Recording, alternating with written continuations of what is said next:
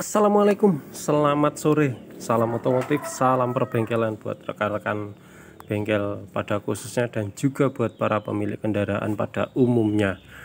Lama tidak upload video dikarenakan pekerjaan bengkel yang cukup penuh, tidak bisa bekerja sambil bikin VT atau video, dan juga sangat banyak WA dan juga DM yang masuk lewat WhatsApp maupun di Instagram yang menanyakan mengenai trouble-trouble kendaraan, dan juga sharing perbaikan dari rekan-rekan bengkel, sharing dari konsumen yang melakukan perbaikan di rekan-rekan bengkel, mungkin sekedar konsultasi seperti ini apakah sudah sempurna atau belum dan sebagainya.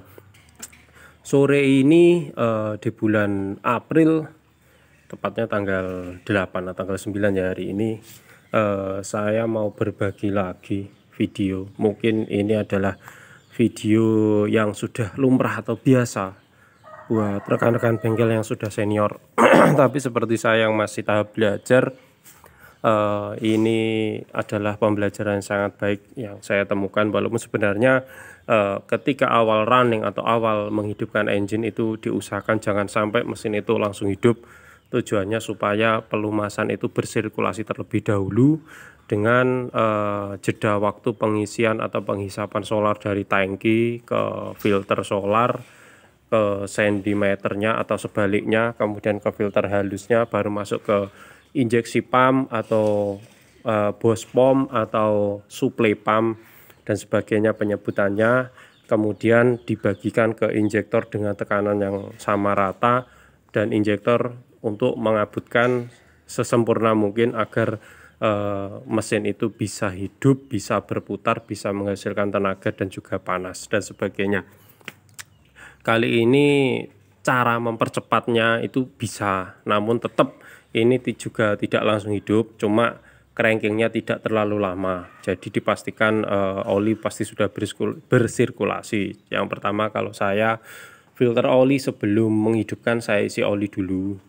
Kemudian secukupnya saja, tidak perlu sampai banyak, tergantung kondisi. Kalau posisi filter olinya menghadap ke atas atau dari bawah, itu bisa kita isi sampai penuh. Tapi kalau modelnya amping seperti ini kayak pabrikan India ini, kita isi secukupnya, yang penting dalemannya basah. Kemudian untuk supply pump atau bos pumpnya kita putar secara manual karena memang dia tekanan rendah. Jadi diputar tangan pun bisa.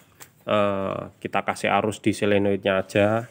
Kemudian nanti kita putar pakai bor tangan, dipastikan solar itu sampai nyembur dari dalam selang ini. Dan juga ini adalah trik untuk mempercepat penghidupan dan juga melihat volume semprotan yang dihasilkan dari injeksi pumpnya ini apakah masih bagus ataukah ada kendala atau bermasalah. Kita coba dulu.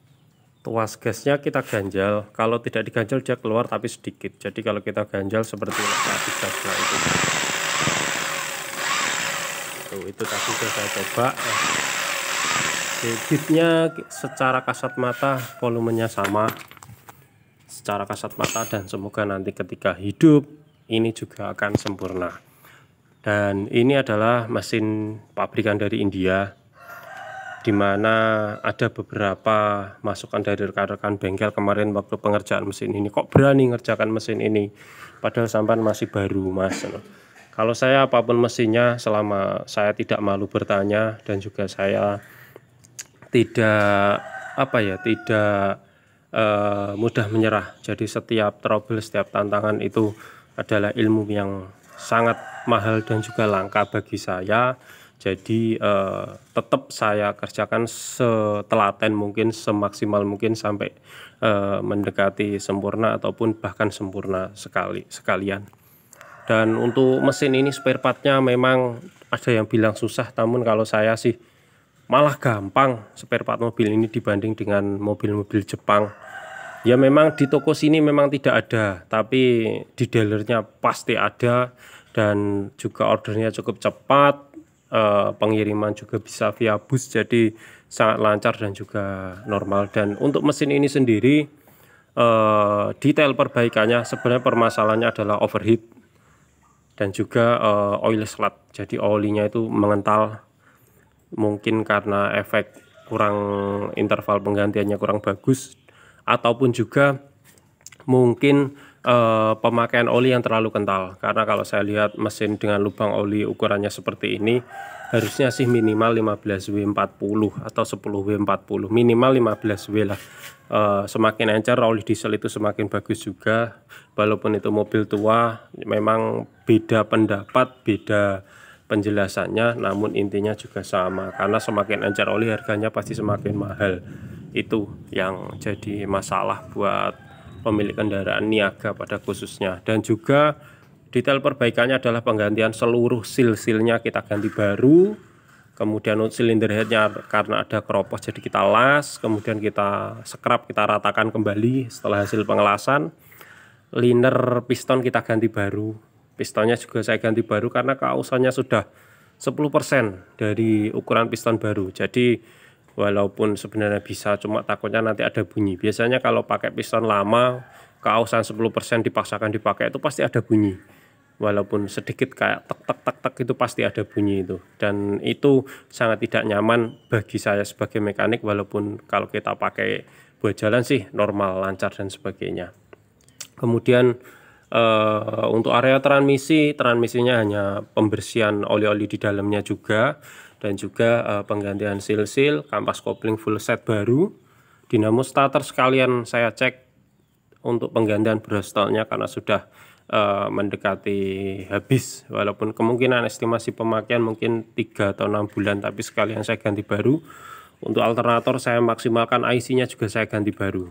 Alternatornya cukup unik, ampernya cukup besar, mobil ini 90 ampere, mereknya TVS, sama dengan pabrikan apa ya, sepeda motor.